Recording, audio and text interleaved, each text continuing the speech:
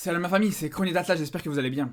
Il y en a beaucoup ces 2-3 dernières saisons qui font que cracher sur Busquets. Mais il faut dire la vérité les gars, c'est que même si Busquets c'est vrai que ces derniers temps était pas au meilleur de sa forme, c'est vrai qu'il est sur la fin de sa carrière, ça c'est clair et net. Mais d'un autre côté, malgré tout ça, il était quand même indispensable à cette équipe du Barça. Il y a personne dans cette équipe du Barça qui peut faire le rôle que propose Busquets actuellement.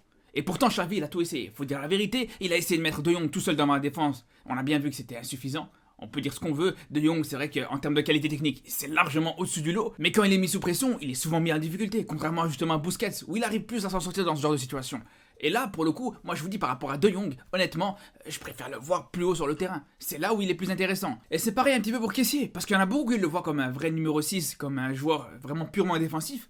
Mais c'est clairement un joueur qui est plus intéressant quand il se projette vers l'avant. Après, je sais qu'il y en a beaucoup qui vont parler de Nico Gonzalez pour remplacer Busquets la saison prochaine. Mais là aussi, il faut être honnête. C'est vrai que Gonzalez, c'est un joueur qui est prometteur. C'est un jeune joueur qui peut être intéressant dans l'avenir. Mais actuellement, c'est clair qu'il n'a pas du tout les épaules pour faire ce rôle. Donc tout ça pour dire qu'on peut passer en revue tout le milieu de terrain du Barça. On est sûr et certain qu'actuellement, il n'y en a aucun qui peut faire ce rôle. Il n'y en a aucun qui peut succéder à Busquets actuellement. Et par rapport à ça, moi je vais vous dire une chose. On parle beaucoup de la venue de Messi, est-ce qu'il va venir ou pas au Barça la saison prochaine. Et moi personnellement, bien sûr que je suis le premier à espérer qu'il revienne. Mais ce qu'il faut qu'on se mette dans la tête, c'est que la priorité au Barça, c'est pas de savoir si Messi va venir ou pas. La priorité, c'est de trouver un remplaçant à Busquets. Et quand on sait à quel point ce poste de numéro 6, il est hyper difficile à occuper, quand on sait surtout à quel point c'est très difficile de trouver un joueur pour occuper ce poste-là actuellement, il faut juste voir le PSG, ça fait des années qu'ils essayent de trouver un remplaçant à Thiago Motta et ils arrivent toujours pas. Donc ça montre bien que le retour de Messi, c'est loin d'être une priorité. Parce qu'il faut dire une chose, c'est que des joueurs au poste de Messi, ça court les rues. Et ça, il y en a plein, il y en a énormément des bons joueurs dans ce poste-là, des bons attaquants. Alors ce qui est sûr, c'est que tu n'auras pas forcément les attaquants au niveau de Messi, ça c'est sûr et certain. Mais ce qu'on peut dire, c'est que c'est moins rare de trouver un bon attaquant qu'un bon numéro 6. Et c'est pour ça que pour moi aujourd'hui, le Barça doit tout faire pour recruter Amrabat. Et c'est même pas une question de marocain ou pas marocain les gars, parce que je vous vois venir. Non, aujourd'hui si je vous parle d'Amrabat, c'est justement, en l'occurrence parce que je suis marocain, je connais très bien ce joueur, que je le suis énormément et que justement, c'est depuis cette Coupe du Monde, depuis ces masterclass qui t'a sorti match après match dans ce mondial, que pour moi je me dis, c'est un joueur qui peut avoir l'étoffe pour être ce milieu de terrain qu'on recherche au Barça depuis très longtemps pour remplacer Busquets. Non seulement il a les qualités, en plus de ça, il a un style qui peut s'accommoder au jeu du Barça.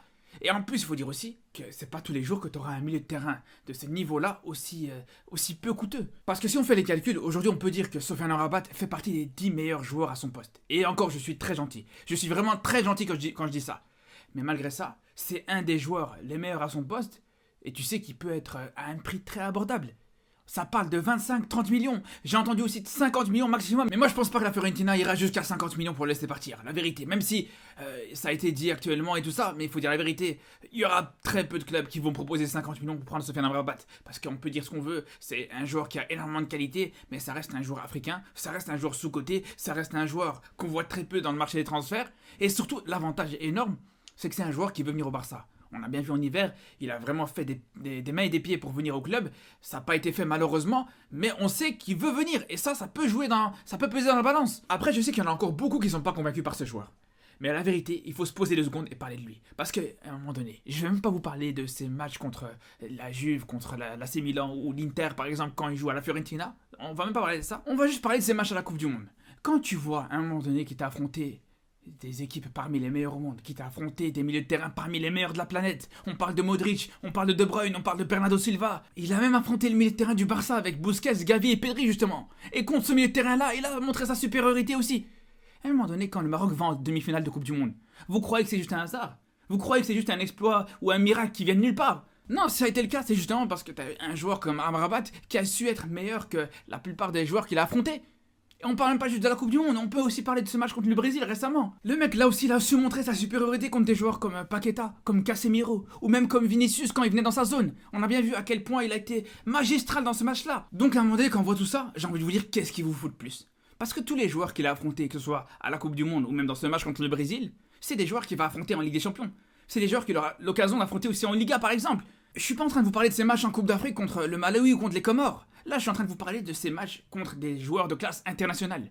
Donc, à partir du moment où il peut tenir tête à ce genre de joueur quand il joue avec le Maroc, pourquoi il pourrait pas le faire quand il sera au Barça et qu'il sera mieux entouré? Il faut le dire, ça, les gars. Mais à un moment donné, quand on voit ça, on peut pas me dire que si je veux qu'il vienne au Barça, c'est juste parce qu'il est marocain. Je vous le dis, les gars, s'il vient au Barça, s'il signe au club, je vous le dis, il apportera satisfaction.